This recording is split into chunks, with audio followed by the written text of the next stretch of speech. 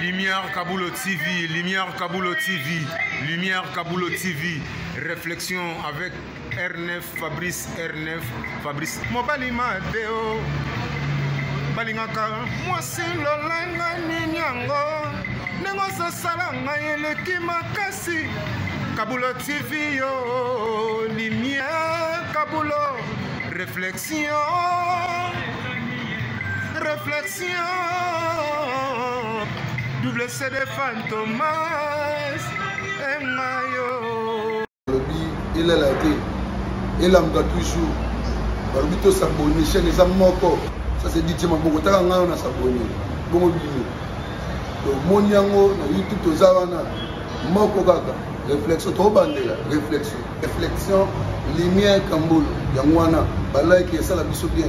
Tous en simana pour. Et ça la G. Bongo. Toujours. Réflexion, Lumière Kambolo TV. Chaîne Zamoko, vous s'abonnez, vous avez cité Lumière Kambolo TV. Bonjour, Nabiso Banso. Les Alingan de Konabino, Nabingami na Kombo ya Kambulu. Na salaka na émission na chaîne télé Oye Bengami Réflexion. Chaque samedi na 19h30, beaucoup tabiso kuna na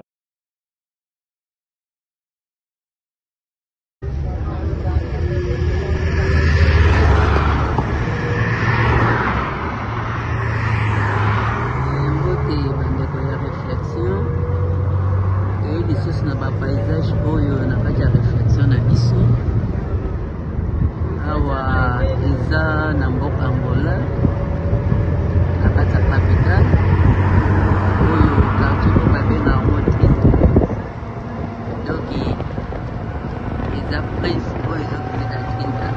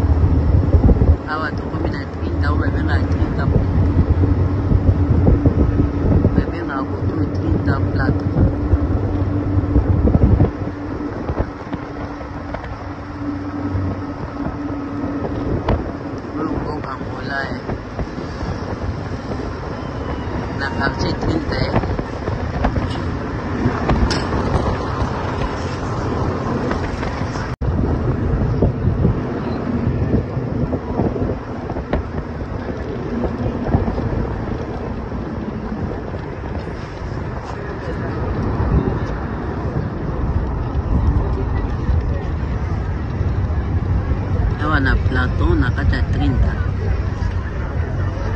avika aboyi basi nde baobima baoluka awa kipe ya yo okipe ya moto te.